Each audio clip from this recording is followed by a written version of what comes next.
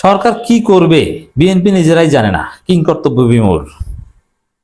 দর্শক, আসলে বিএনপি সরকার বহুমুখী ফাঁদে পড়ে এলোমেলো, সব এলোমেলো, কিচ্ছু করতে পারছে না। কি করবে? চারিদিকে অস্থিরতা, নিজেদের সন্ত্রাসীদের দমন করতে পারছে না, জ্যামিতিক হারে খুন ধর্ষণ করছে, দ্রব্যমূল্য নিয়ন্ত্রণ করতে পারছে না, চাঁদাবাজিকে মন্ত্রীরা বৈধতা দিচ্ছে, জনজীবন অতিষ্ঠ হয়ে উঠছে, মধ্যপ্রাচ্যে অস্থিরতা, জ্বালানি তেল নাই, আর 1-1.5 মাস চলবে। 2 দিন পর শুনবেন যে রিজার্ভ নাই। প্রবাসীরা রাগ হয়ে এই চাঁদাবাজ সরকারকে রেমিটেন্স পাঠায় কিনে সন্দেহ আছে। 3 মাসের আমদানি ব্যয় মেটানোর মতো পয়সা থাকবে না। তারপর বলবে এই যে যুদ্ধের কারণে আমাদের কিছু নাই, লোডশেডিং, বিদ্যুৎ নাই, বিদ্যুতের দাবিতে মিছিল করবেন, আপনাকে গুলি করে হত্যা করবে। অলরেডি যুক্তরাষ্ট্রের কাছে জ্বালানি সহায়তা চেয়েছে, কারণ নাই, গরিব, অসহায়, ফুরিয়ে গেছে। থাকবে কেন? যে বাংলাদেশ ব্যাংকে যে গভর্নর ধ্বংসপ্রাপ্ত ব্যাংকগুলোকে জীবিত করে গেছেন, সেই গভর্নরকে মপ করে বের করে দিয়েছেন। আরো নানান বিষয়ে। একদিকে তারেক রহমানের স্বাধীনতা নাই, যে কাকে মন্ত্রী বানাবেন এটা ঠিক করে দেয় আমেরিকা। খলিলুর রহমানকে মন্ত্রী বানাতে হবে, এটা তো তারেক রহমানের সিদ্ধান্ত না।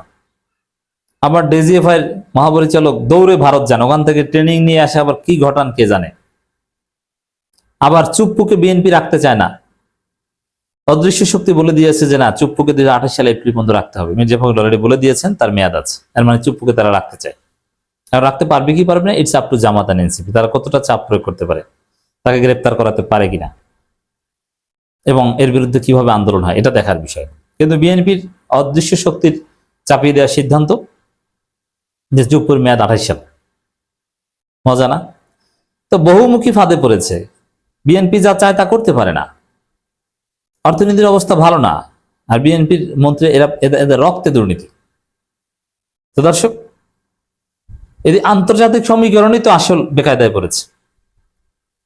যেমন দেখেন, যুক্তরাষ্ট্রের সাথে যে বাণিজ্য চুক্তি, যেমন বিএনপির একাংশ চায় যে হাসিনা আমলে, ইউনূসের আমলে সমস্ত চুক্তি পুনর্বিবেচনা করতে, আর একাংশ চায় যে না, যা আছে সব ওইভাবে থাকবে। ভারতের সাথে চুক্তি, যা আছে ওইভাবে থাকবে, এটা ভারতের শর্ত, সেখানে পুনর্বিবেচনা করার কোনো সুযোগ নেই। যুক্তরাষ্ট্রের সাথে যে চুক্তি, বিএনপির একাংশ চায় যে না, এটা পুনর্বিবেচনা করে, নির্বাচনের 3 দিন আগে ইউনূস সরকার চুক্তি করে দিয়ে গেছে, এটা কেমন চুক্তি, চুক্তির টার্মস অ্যান্ড কন্ডিশন গুলো এটা তো বাংলাদেশের জন্য অনুকূল নয়, আর এটা একটা অস্বাভাবিক প্রক্রিয়া, একটা অস্বাভাবিক চুক্তি। নির্বাচনের 3 দিন আগের চুক্তি, এটি অস্বাভাবিক প্রক্রিয়া। কারণ বিএনপির কেউ বলছে যে এই চুক্তি পরিবর্তনযোগ্য। যেমন একজন বলছেন বিএনপির মন্ত্রী, যুক্তরাষ্ট্রের সঙ্গে স্বাক্ষরিত বাণিজ্য চুক্তি অপরিবর্তনীয় নয়, মানে এখানে ক্ষতিকর দিক আছে, এটা পরিবর্তন করা যাবে। আবার পররাষ্ট্রমন্ত্রী বলছেন যে কোনো সমস্যা নেই, চুক্তি সব ঠিক আছে। এই চুক্তি সম্পর্কে বিএনপির প্রধানও জানতেন, জামাতের প্রধানও জানতেন, অতএব কোনো ঝামেলাই নেই। দেখেন এখন কি করবে এই চুক্তি নিয়ে? পুনর্বিবেচনা করবে কিছু কিছু না, যেহেতু এটা আগেই থেকেই তারেক রহমান এবং শফিকুর রহমান জানতেন, অতএব এ জায়গায় হাত দেওয়ার কিছু নেই। এক এক মন্ত্রী এক এক কথা বলে। খলিলুর রহমান কি বলবেন, কি বলছেন, ওটা বিএনপি অন্য মন্ত্রী কেউ বুঝছেন না, জানছেন না। যেমন পররাষ্ট্রমন্ত্রী ইরান ইস্যুতে বা কোন ইস্যুতে কি বিবৃতি যাবে, এটা অন্য কাউকে জিজ্ঞেস করেন বিএনপির, দেখবেন যে খলিলুর রহমানের দৃষ্টিভঙ্গির সাথে মিলবে না। কারণ খলিলকে যারা বসিয়েছে, খলিল তাদের পারপাস সার্ভ করবে, বিএনপির সিস্টেম আদর্শ এগুলো ধার ধারে না খলিল। মজা না? তো দর্শক, এই যুক্তরাষ্ট্রের বাণিজ্য চুক্তির ফাঁদে পড়ে আছে বিএনপি সরকার, চাইলেও এখান থেকে বের হতে পারবে না। আবার ভারতের সাথে হাসিনার যে চুক্তিগুলো, ওগুলো সব কন্টিনিউ করতে হবে, চাইলে ওখান থেকে বের হতে পারবে না। আবার ডিপ স্টেট বিএনপির নাকে বর্ষি লাগিয়ে ঘুরাবে। ভারত থেকে ডিজিএফআই এর মহাপরিচালক ট্রেনিং নিয়ে আসে, এবার বুঝবেন মজা।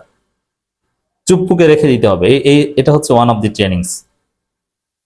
আরো নানান বিষয় দেখবেন যে বিএনপি কিছু করতে পারছে না, ধরা ফাঁদে আটকা।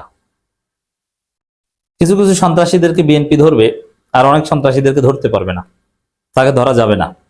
আওয়ামী লীগের অনেকের বিচার করতে পারবে না, অনেককে জামিন দিয়ে দিতে বাধ্য হবে।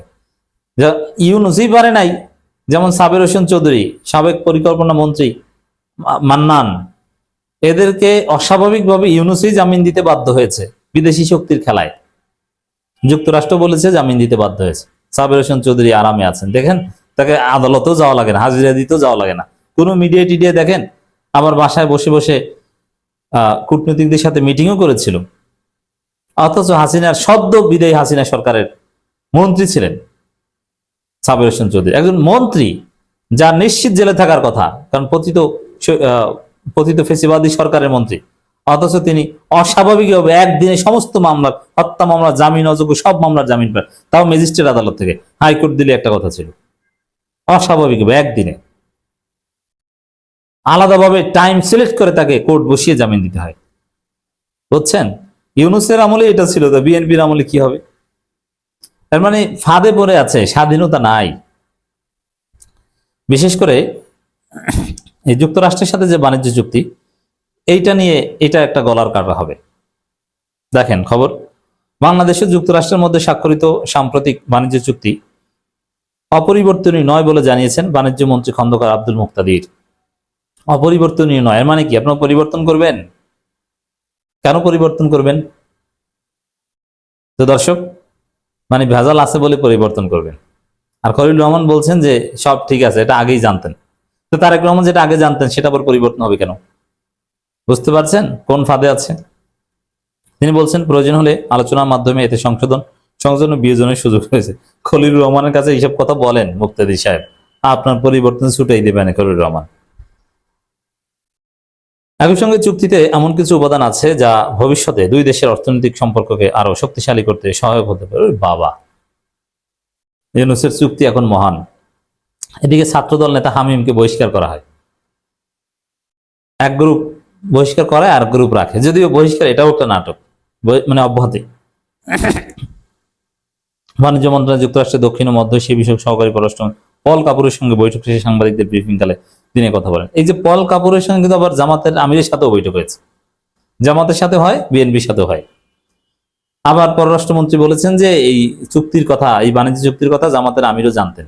আবার পল কাপুর দুজনের সাথে বৈঠক করেন। এর মানে এটা বৃহত্তর সমঝোতা ছিল, এই সমঝোতার ফাঁদে পড়েছে বাংলাদেশ। তার প্রমাণ আপনারা দেখেছেন যে খলিলুর রহমানের বিবৃতি ইরানে ভয়াবহ হামলার ইস্যুতে কিভাবে ইসরায়েল এবং যুক্তরাষ্ট্রের পক্ষ নিয়েছে বিএনপি সরকার। বাংলাদেশ যুক্তরাষ্ট্রের মধ্যে দ্বিপাক্ষিক বাণিজ্যের পরিমাণ প্রায় $8.5 বিলিয়ন মার্কিন ডলার। এর মধ্যে যুক্তরাষ্ট্রের, দেখেন আরো একটা ফাঁদের কথা বলি, এইসব বিলিয়ন ডলার হিসেব নিকাশ করে লাভ নেই, এগুলো আপনাদের আমার আলোচনার বিষয় না। এই যে বাংলাদেশ ব্যাংক সব ব্যাংকিং সেক্টর করে আছে এসালমের ফাঁদে। এসালম তার লোক ঢুকিয়ে দিয়েছে সাবেক এক শিবির বাংলাদেশ ব্যাংকের গভর্নর হিসেবে। আর কেন আগের গভর্নরের বিরুদ্ধে মব হয়েছিল? কারণ তিনি এসালম বিরোধী ছিলেন। এখন আবার সে এসালমের রাম রাজত্ব কায়েম হবে। মজা না? বহুমুখী ফাঁদে বিএনপি।